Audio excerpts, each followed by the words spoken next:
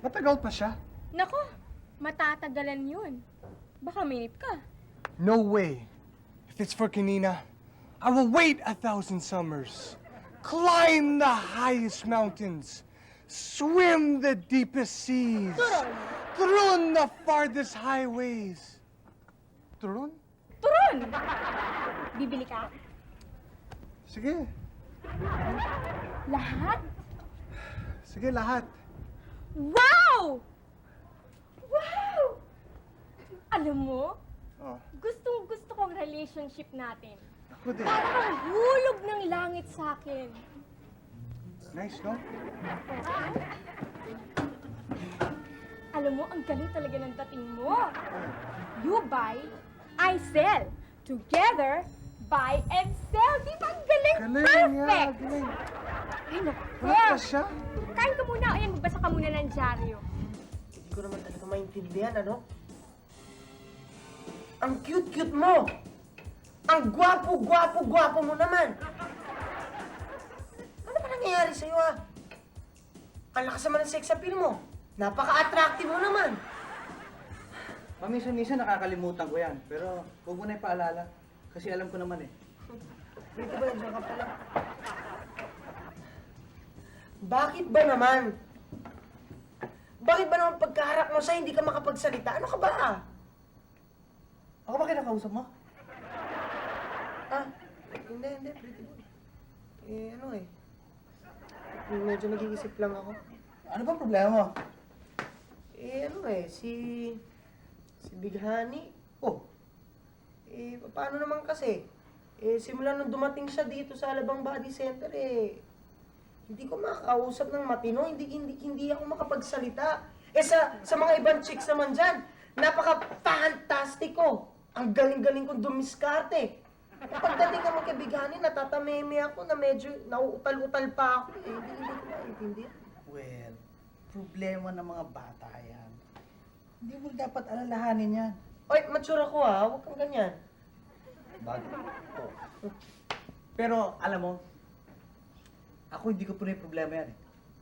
Kasi ako, sa pagdating sa chick, no? I love them, and I leave them. But I keep distance. Talaga? Oh yan, Eh di, siguro ang galing-galing mo. Ilan ang chicks mo? wala.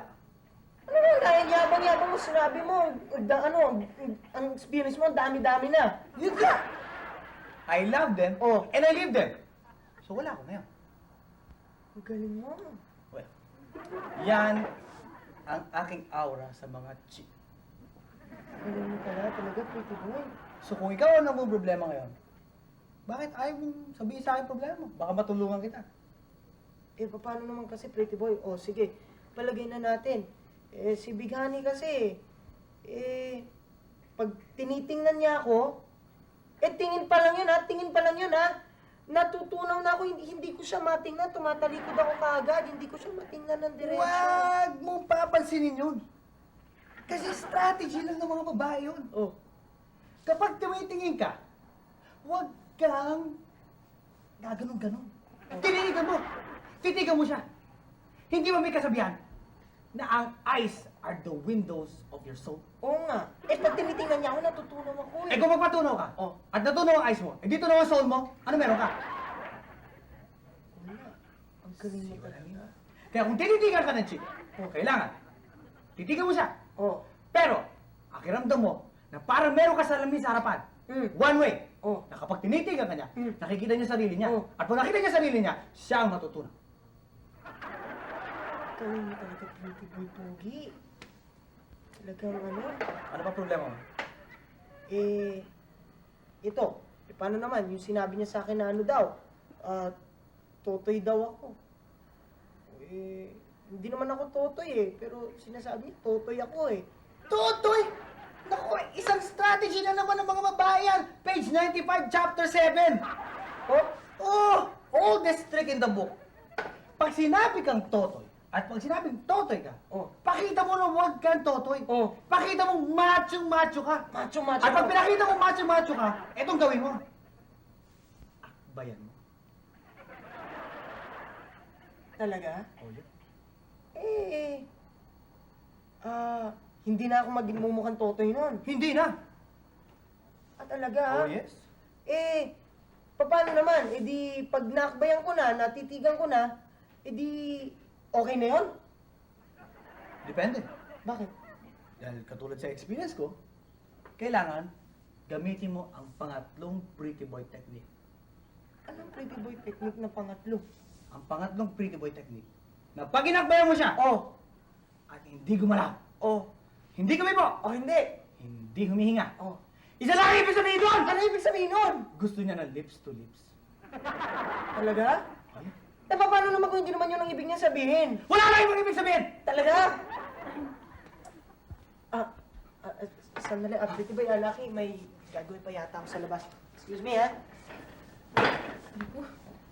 Pretty boy, nakita mo ba si kanina? Hindi! Eh, ba't ayaw mo tumingin sa akin? Stiff neck. Uy, bagong gupit siya, oh. Kaya lang mukha kang totoy eh. Eh, yan ang hairdo ngayon eh. Yan ang uso.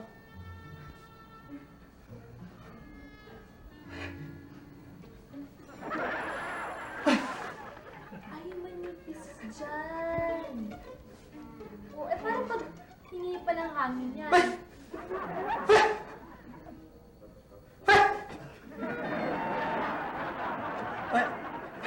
Patingin nga sa kabila. Patingin nga sa kabila. Ay, manipis din. Pantay. Pantay nga. Isa lang ibig sabihin ito.